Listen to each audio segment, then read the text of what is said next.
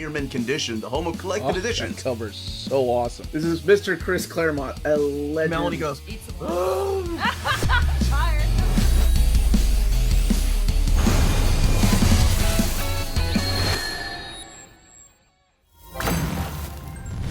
how's it going, all you mentees? Uncanny Omar here from Near Mint Condition, the home of collected editions, and join me today for my overview of the absolute Final Crisis new printing from DC Comics.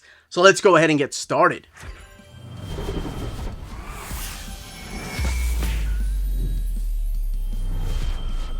And welcome back, everybody. What the heck? This isn't Final Crisis. Actually, it is. Most, I don't want to say all, but most of these absolute editions come in this cardboard box. Sometimes, depending on who's selling them, we'll ship them out to you. Sometimes they don't send them like this, depending on who the distributor is. So if you get them from Lunar, sometimes they send them like this, sometimes they don't. But here it is, sealed in plastic. I never really show that they come sealed in plastic because I figure people just want to go ahead and see the book itself. But this time around, I wanted to show you exactly what an absolute edition comes like, unless you buy it, of course, used. So here's the bottom right there with the ISBN, retail price $125, and there's that lovely leaflet, baby. Absolute Final Crisis. No 10th year anniversary, no 15th year anniversary logo. Let's actually go ahead and take it out of the set plastic. Let's get this out here. A big thank you, by the way, to Organic Price Books for sending us a copy of this Absolute Edition. There we go. And here's the little leaflet. The ISBN, $125. Absolute Final Crisis. There was a war in heaven. Evil won. Now Darkseid, God of Apocalypse, has fallen to Earth, and he's unleashing hell. Yeah, pretty much. That's it. And let's go ahead and get it out of the slipcase here with that famous cover. This, of course, has been released in an omnibus format. It's been released in trade paperbacks, and it's been released in a hardcover format. Slipcase doesn't really have any kind of pattern or anything inside. The book itself, Absolute Final Crisis, that iconic image right there by J.G. Jones. And let's look at the spine, which we've seen already, of course. Grant Morrison and J.G. Jones, Doug Mahnke, and that Batman and the Machine. This one is one of the few Absolute editions that comes with a dust jacket. So, bio on Grant Morrison, J.G. Jones, Doug Mahnke, nothing here on the left. And then this Darkseid image right there with the Omega symbols, Absolute Final Crisis, Grant Morrison, J.G. Jones, Doug Mahnke, DC logo. And a different piece here, this time around by Doug Mahnke. Alright, so we are going to crack this book open and check out the artwork and talk about the story in here. I don't think I've done... No, I've done an overview of Final Crisis, haven't I? I don't ever go back and watch my videos. Let me know in the comments. I assume I'll do a search. Forget it. Don't worry about that. I'll edit this out later. Maybe. Who knows? Let's go ahead and open it up, though. Okay. Let's go ahead and crack this Absolute open. Here's your end sheets and the title page, Absolute Final Crisis. You know, what's funny is I don't think I ever got to do an overview of Final Crisis Omnibus, but I did get to do a retro view. Because the book came out in 2018, that omnibus. But we are focusing on this. This is the Absolute Edition, and I'll do a little comparison here in a bit, mainly with the size of the artwork, of course, but also talking about the content of what's collected in both of them. So here is the credits. You have Grant Morrison writing the stories in here.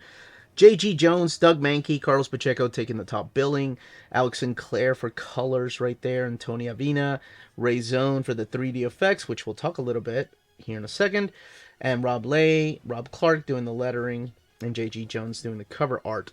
There is an introduction here, and this is by Jay Babcock, who also did the introduction, or it's the actual same introduction as the hardcover when that came out, talking about just the craziness that is Final Crisis. So, collected in here is Final Crisis 1 through 7, Final Crisis Superman Beyond 1 and 2, Final Crisis Submit number 1, and the Final Crisis Sketchbook number 1, as well as Batman 682 to 683. Okay, so the book has 480 pages, and this printing is $125. Now, the Omnibus edition does collect a lot more than this book. Of course, this is a huge book. At one time, I thought this was like the biggest omnibus that DC gave us. This includes all the little miniseries and one-shots. But everything written by Morrison is included in here, including those issues of Batman R.I.P. They could have included more, because, I mean, really it's 676 to 683. But they stuck just mainly to those two very important issues. So this also collects the DC Universe number 0, just pages from it. It's like these little 5 pages that kind of sets up the character of Libra and the deal that he's working on with these particular characters that will play a huge role in this, and who Libra is, and what he's promising this group of supervillains, and the promise of hope as well. So, just in case you want to go into this completely blind, before I talk about the main story and go into just a little bit of spoilers, I am often asked, what exactly do I need to read to prepare myself for Final Crisis? Because Final Crisis is definitely one of these events at DC Comics, or a story by Grant Morrison, that really, really divides people. Some people love it, absolutely love the just depth that goes into the stories in here. And some people are completely lost and hate it, no matter how many times they've tried to read it. Really what I think you need to read before reading this would be something along the lines of The Fourth World by Jack Kirby. I think that is one of the biggest influences for this book right here. And also Rock of Ages, the JLA issues, Rock of Ages, which kind of sets some of the tones here as far as the New Gods and Apocalypse. The Seven Soldiers of Victory. The Seven Soldiers Omnibus that just came out, that I think is one of the biggest necessities for this too, because it showcases something that is going on through those pages that gets explained here, and the two kind of work off of each other. That's really it. I mean, technically, you could read some Justice League issues before coming into this. You could read some JSA issues, Superman Action Comics, but really, those are the 3 big things that I always suggest to people to read before this. Do you need to read Infinite Crisis, Crisis on Infinite Earths? Not really, because it doesn't really help. Like, you are talking about multiverses, but golly, we've had a freaking Oscar-winning movie about a multiverse, so I'm pretty sure most people know how the multiverse works. Yes, there's different rules and stuff, but the basics of it is still all there.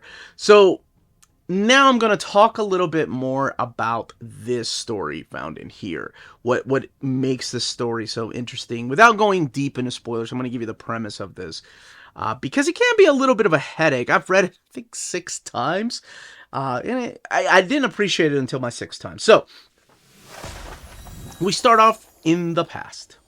We start off with Anthro, this character right here that was created in the 60s. He's kind of like the first DC character, not Superman, but, like in chronological order, not publishing order. And he's visited by Metron.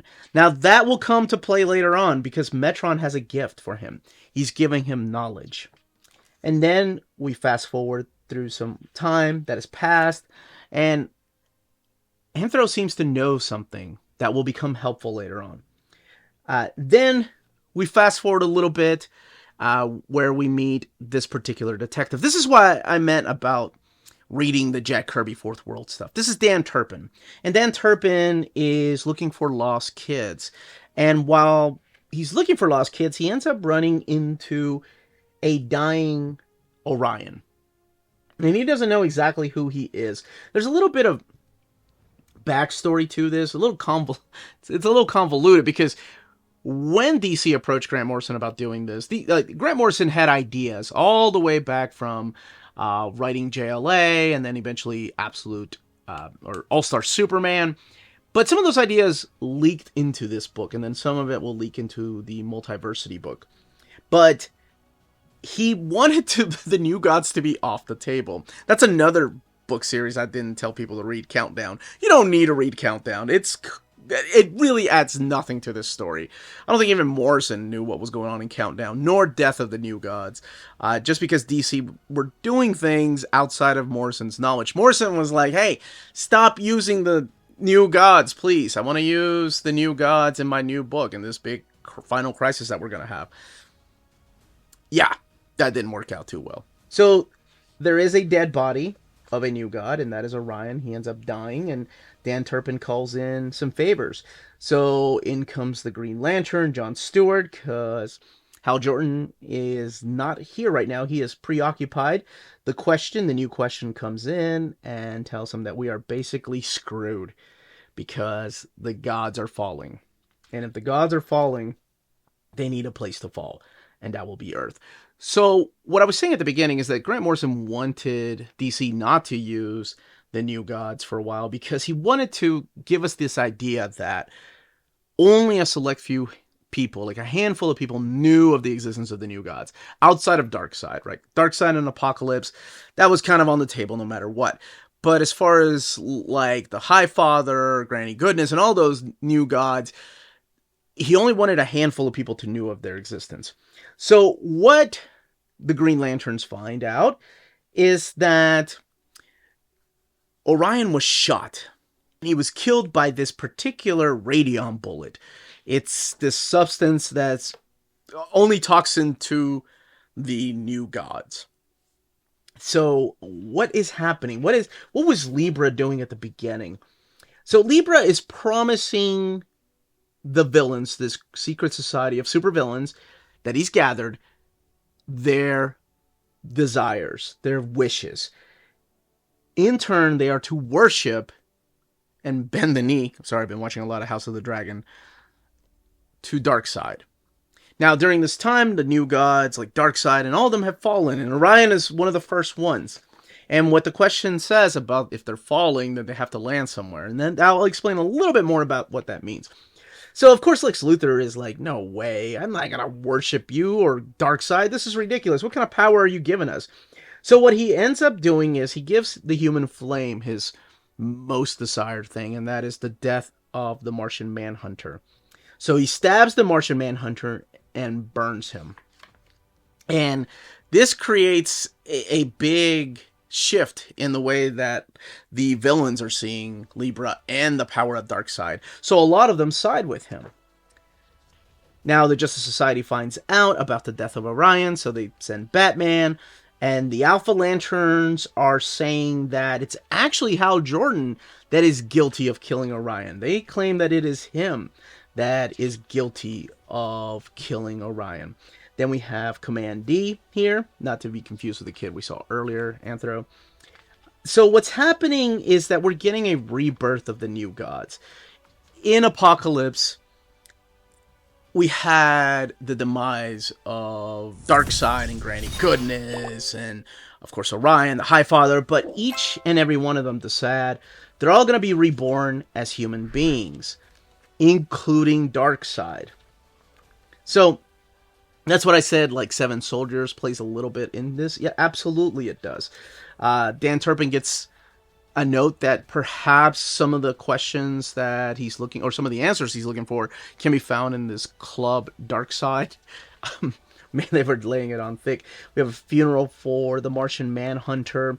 Libra still promising more things to the supervillains. The Alpha Lanterns are blaming Hal Jordan for the death of Orion, as I mentioned earlier. But Batman's like, wait a minute, I know what's going on. So Batman kind of figures out what exactly is going on. So they kind of have to do away with him. We have Clark Kent here at the Daily Planet. That gets attacked. We have a couple things going on with the worlds of the Flash.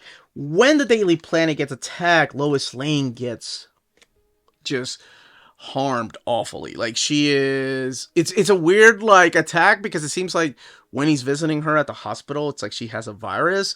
And I'll explain a little bit about what that means here when we talk about the Superman Beyond series. Now, when you have Darkseid being reborn, if he is truly being reborn, and he's all part of this Darkseid club, one of the things that he is working on is unleashing the anti-life equation amongst the world. He wants to spread the knowledge of the anti-life equation.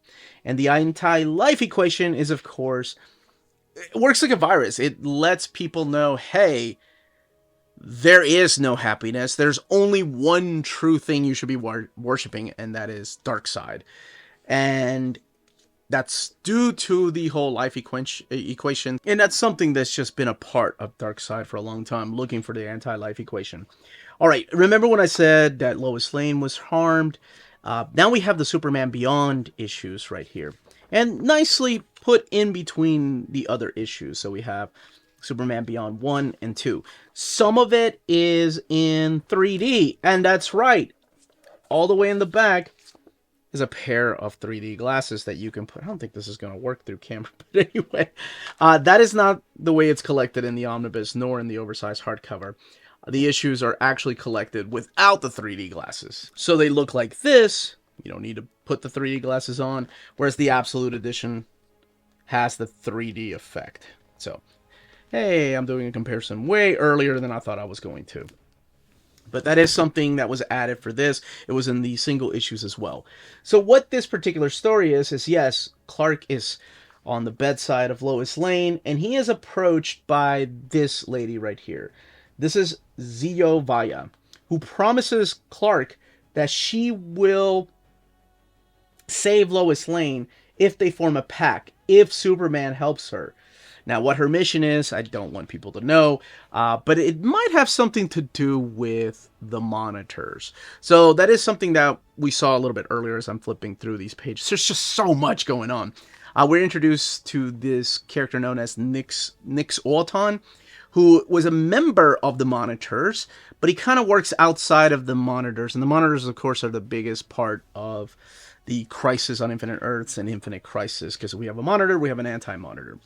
Now, this little miniseries expands on the idea of Mandrock. And Mandrock will play a big part, not just in the Superman miniseries there, but also in the Final Crisis event. But that's just saying too much. Here's the Matthew Clark penciled submit, which focuses on the character of Black Lightning. But really, what it does is it showcases what's happening to these characters that can't fight the anti-life equation. And if some of these superheroes can't fight the anti-life equation, what's going to happen to the world? Is the world going to submit? Are they going to bend the knee to Darkseid? Well, that's pretty much all I will say about the Final Crisis event. Here's the Batman 2 issues, the RIP issues, which is drawn by Lee Garbett. And this mainly showcases the importance of Batman and his role to play in the pages of Final Crisis and what is to come. So, the very cool thing, and this isn't a spoiler, about the final issue, here, issue 7, I gotta be careful flipping through here, but there are 6 new pages, all drawn by Doug Mahnke, who was the main penciler on the final issue, and 2 new redrawn expanded pages, furthering explaining some of the things that were going on, giving you, like, more of an insight as to what's happening through this final issue. And like I said, I don't want to spoil it, but that was not found in the pages of the oversized hardcover nor the trade or the hardcover and the trade paperback. Those pages are found in the omnibus, though. That is not, but it was new to this edition. All right, let's look at the extras. And I guess welcome anybody back that didn't want to see or hear any kind of spoilers, because they want to judge the book by themselves, and I don't blame them at all. You know, you hear so many negative things about stories that it turns some people away. But like I always tell people, you know, judge stories and books by yourself. Don't let others send you off from enjoying something that you would have otherwise. I was not a big fan of Final Crisis. I've said that in the past when I did my retro view of the omnibus. It was just really convoluted for the sake of being convoluted. I think after 6 times of reading it, this is the Absolute Final Crisis variant cover gallery right here. After reading it 6 times, it really stuck with me, like some of the sacrifices that were made, the overall plot. Because if you go into this knowing what's going to happen, knowing what Darkseid's role really is in here, instead of the way that it's kind of given to you, I think it does add to that experience, and it makes it for a better story. As a matter of fact, I really like the omnibus more. The Absolute is beautiful if you're a fan, of course, of J.G. Jones, and who isn't. Doug Mankey's artwork, Lee Garbett's artwork, Matthew Clark. But the omnibus collects all those little miniseries that are just wonderful. This is the original art for Final Crisis 7 before the scene was expanded for this particular edition right here. And the anti-life equation and what it means to Grant Morrison. It is a mathematical equation, so I guess if you don't know math, it won't be affected. It won't be affecting you. Grant Morrison, J.G. Jones, Doug Mankey, and your 3D glasses. Let's look at the binding, and then we'll do a quick little comparison.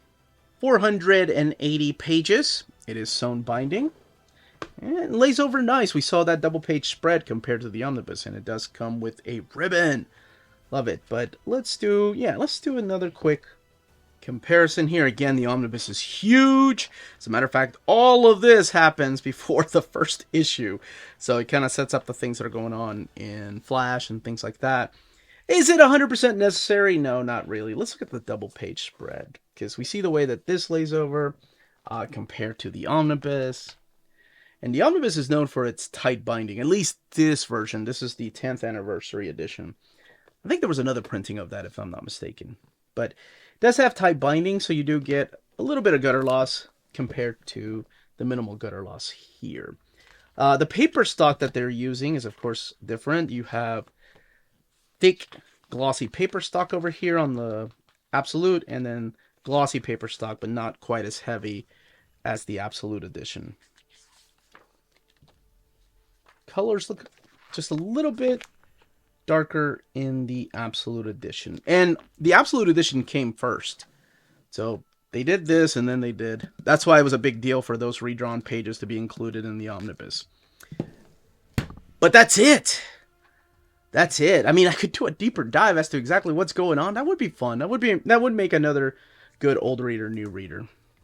But for now, that, as they say, is that. If you're interested in purchasing this Absolute edition, don't forget to check out our sponsor, cheapgraphicnovels.com, your online home for graphic novels and collected editions up to 50% off cover price. They have excellent shipping and prompt and helpful service. Check out their bargain deals for up to 90% off cover price. And don't forget that CGN also takes pre-orders. That way you don't miss out on the hottest releases. And they are currently running a special promotion for you Minties. If you're a first-time customer, after receiving your order confirmation email, reply back to that email and let them know Near Mint Condition sent you their way. They will then apply a free shipping promotional credit to your next order in the US. Cheap Graphic Novels, your source for the hottest books with the kind of deep discount, quality shipping, and customer service that will keep you coming back for more. And that was the content, the page count, and build of this Absolute edition. Let me know in the comments down below if you already own it, if you're picking it up for the first time, if you have the omnibus and you're cool with the omnibus, if you have the hardcover or the trade paperback, and that's good enough for you. And of course, what you think of this particular story. Any other questions, leave them down below. Don't forget to smash that like button, subscribe, and ring that bell for notifications. Everyone, stay healthy and safe out there.